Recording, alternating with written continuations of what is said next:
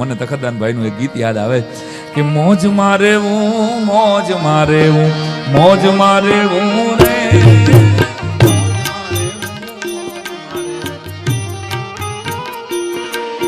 અગમ્ય ગોચર અગમ ગોચર લખ ધણીની ખોજ મારે હું રે અગમ ગોચર લખ ધણીની ખોજ મારે હું રે મોજ મારે હું મોજ મારે મોજ મારે હું રે મોજ મારે હું મોજ મારે મોજ મારે હું રે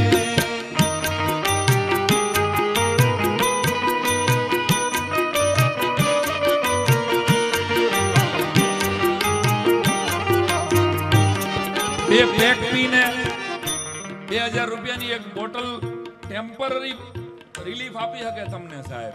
હા, પણ આ મોજ અગમ અગોચર અલખ ધણીની ખોજ માં રહેવું.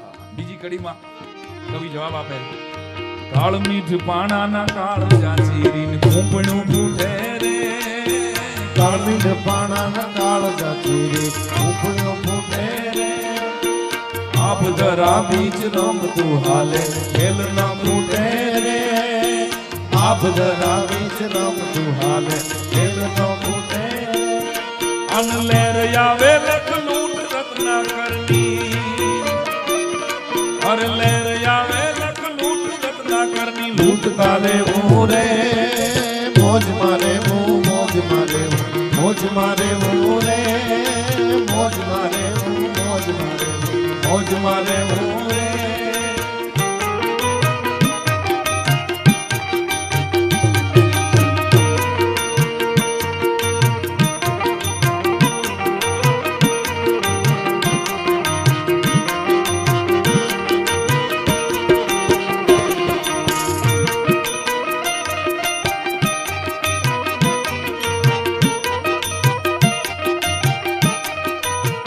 શાંતિ નિકેતન ની સાંજ પડી, આઝાદી મળી નથી. નોબેલ પારિતોષિક 1910 માં ડિક્લેર થાય, ગીતાંજલિ લખાય બંગાળી ભાષામાં કવિ રવિન્દ્રનાથ ટાગોર, અને એનું 1912 માં એનું ઇંગ્લિશ ટ્રાન્સલેશન થાય. આવા થોડીક આમ ગૂગલે કહી શકે એવી વાત, પણ હું યાદ એટલે કરાવું છું કે આવો એક ભારત વર્ષનો મહાન કવિ અને નોબેલ પારિતોષિક આપ્યા પછી બે અંગ્રેજો એનો ઇન્ટરવ્યુ લેવા માટે વોકિંગ કરતા હતા, સાંજે નીકળતા હતા ટાગોર સાહેબ, અને હજી આમ બહાર નીકળતા હતા, આવડી લાંબી દાઢી, અને બે દોડતા છોકરા શાંતિ નિકેતનમાં આવ્યા અને દાદા દાદા બંગાળીમાં એને પૂછ્યું, વીજળીનો હળાવો થયો, સહેજ આમ તો વીજળીનો ઝબકારો થયો અને વીજળી થઈ ગેડી દડે આમ આમ ઇન્દ્ર મહારાજ રમતા હોય એવો અવાજ આવ્યો. એટલે છોકરાએ પૂછ્યું કે દાદા આ શું થાય, આ શું થયું?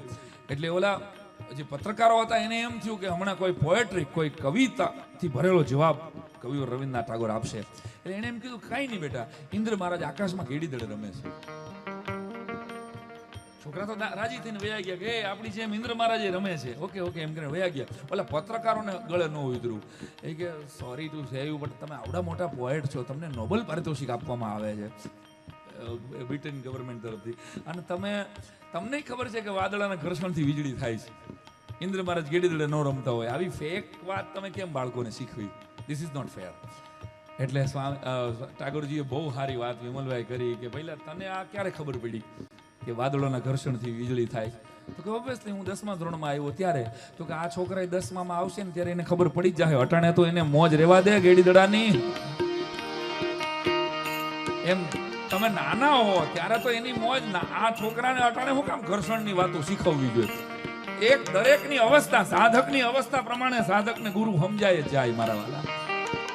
અવસ્થા બદલે, ગુરુની અવસ્થા ન બદલે. સાધક ચકડોળમાંથી આમ ધીમે ધીમે ધીમે ઉપર આવતો જાય ત્યારે એ ગોતવા જાવ તો મળે ન ગોતો ગહન ગોવિંદો રે, ગોતવા જાવ તો મળે ન ગોતો ગહન ગોવિંદો રે. ગિરનારમાં કોઈ ધૂણી દખાવીને, કોઈ માથા અંદર નાખીને બેઠું છે, કોઈ હિમાલયમાં 40 50 વર્ષથી પોતાના હાડ થઈ જાવે છે, કોઈ હઠ યોગી છે, કોઈ અઘોરી સાધના કરે છે ઈશ્વરની પ્રાપ્તિ માટે. ઈશ્વરનો એક આશીર્વાદ, એનો એક સાક્ષાત્કાર મળી જાય ત્યારે ગોતવા જાવ તો મળે ન ગોતો ગહન ગોવિંદો રે.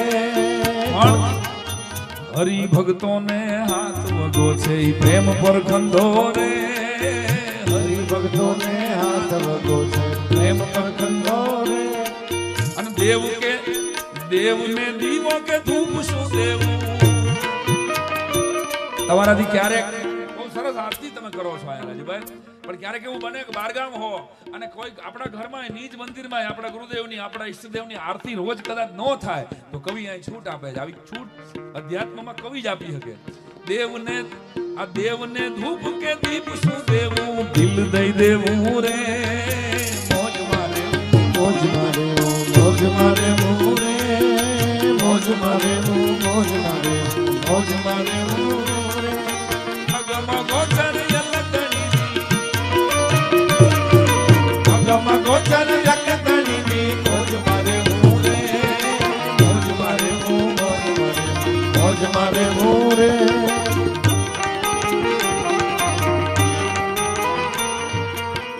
ઝેન કથા છે. એક શિષ્ય બહુ વિનંતી કરતો હતો મને દીક્ષા આપો ને મહારાજ મહાત્મા મને દીક્ષા આપો, મારે ગમે એમ કરીને તમારું શિષ્ય બનવું કે ભાઈ મારું ન હાલે, મારા મોટા ગુરુદેવ કે એમ થાય. અને હું ભૂલતો ન હોતો સ્વામીજીએ કોઈ દી એમ નથી કીધું કે મારાથી થઈ જાય, મારા ગુરુની કૃપા છે તારું કામ. એમાં રાઈટ કિશનભાઈ રાજુભાઈ બરાબર, મારા ગુરુ છે ને સમરથ છે, એ બ્રહ્માંડ બનાવી શકે તમારું એટલું કામ ન કરી દે રાજુભાઈ. આવું આ વાક્ય હતું, આ મેં સાંભળેલું. મારે એ બ્રહ્માંડ બનાવી દે તો સાંઈરામ આ ન થાય. મારા ગુરુદેવ છે ને હવે ઈ પોતે જ હતા, કોને ખબર. આપણને સેજે પોતે અહમમાં ન આવી જાય, આપણે એને એમાં ન રોકાઈ જાય. ઈ સાચા ગુરુની તાકાત કે તમે મૂળ તત્વ સુધી પામો. આહા, તમે રોકાઈ ન જાતા હો બાપલા. હા તો મને તમારો ચેલો બનાવો ને. એક શિષ્ય જાય છે ગુરુદેવ પાસે. એ ગુરુદેવ એમ કહે છે કે ભાઈ મારા મોટા ગુરુદેવ પાસેથી રજા લેવી પડે. તો કે કેવી રીતે રજા લેવાય? તો કે સામેના ડુંગરામાં બેસે છે. તો કે તો હવે મોબાઈલ ટેકનોલોજી કઈ હતી નહીં, ફોન કરીને કહી દઈએ. તો કે એવું કઈ નહીં. તો કે એક વસ્તુ છે, હું તને એક ડબ્બો આપું ને, હે એ ડબ્બો એક તારે લઈ જવાનો. એ ડબ્બો ખોલ્યા વગર તારે હામાના પહાડે જવાનું, મારા ગુરુદેવને આપવાનું. અને મારા મોટા ગુરુદેવ ઈ ડબ્બો તારી એની પાસે પહોંચશે ને એટલે તને પછી દીક્ષા મોટા ગુરુદેવ દીક્ષા આપશે. તો કે હા પણ એ ડબ્બો ખોલવાનો નહીં. તો ન ખોલવું બસ. ટૂંકમાં વાત કરું, ડબ્બો આપ્યો અને માણા થડાક અહીંયા લઈ અને શિષ્ય તો સાચી જિજ્ઞાસા નીકળ્યો. અડધી કલાક, 1 કલાક, 2 કલાક, 3 કલાકનો રસ્તો હતો સામે ડુંગરે પહોંચવાનો.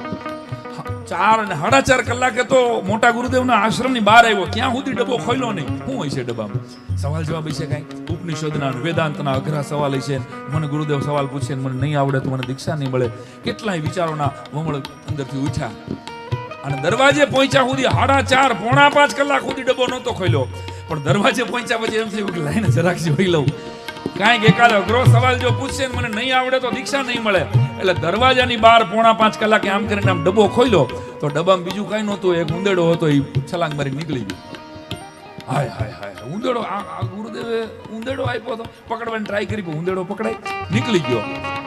પાછો ડબ્બો પેક કરી દીધો અને મોટા ગુરુદેવ પાસે જઈને કીધું કે ગુરુદેવ તમારા શિષ્યએ મોકલ્યું છે દીક્ષા લેવા. તો કે હા, વસ્તુ લાય. એટલે ડબ્બો આપ્યો. ગુરુદેવે ડબ્બો ખોલ્યો તો કે આમાં વસ્તુ નથી. એ ખોલ્યો તો ડબ્બો તો કે હા ગુરુદેવ મારાથી અહીં દરવાજે ખુલી ગયો. કે ઉંદેડો હાટું દીક્ષા નક્કી કરો છો? ઉંદેડો નક્કી કરશે કે મારે દીક્ષા લેવી? તો નારે ના, તને આપેલો એક ઉંદેડો જો 5 કલાક તરફથી ન હચવાય તો મંત્રની દીક્ષા કેવી રીતે હચવાશે? એ આ તારું ટેસ્ટિંગ હતું. You are fail. ગુરુના વચનમાં આ તો સાહેબ જે વચનથી બધું જ હાલે છે. એટલે યાદ કરવું જપ લે હરી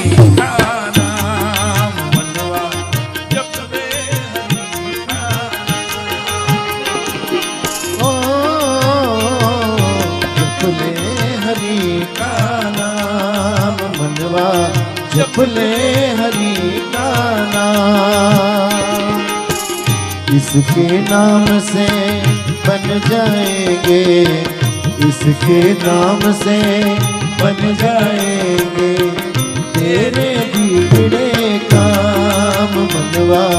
जप ले हरि का नाम, जप ले हरि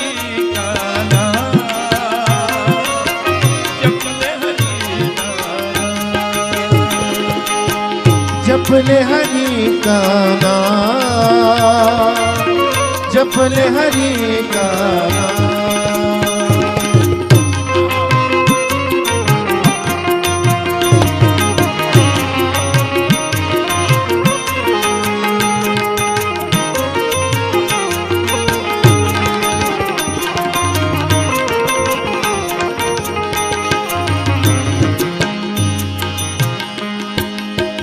नाम तो वो धन है के जो निर्धन को धनवान बनाए।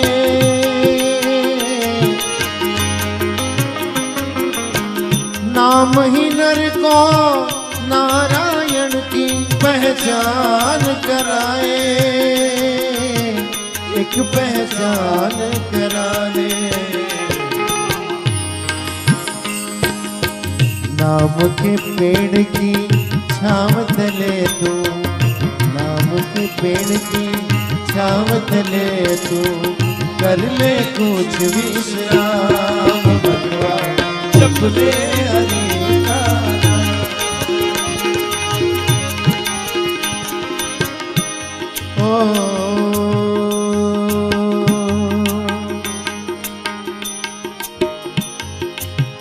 सूरज चांद सितारे सागर नदियाँ और समंदर, नदियाँ और समंदर,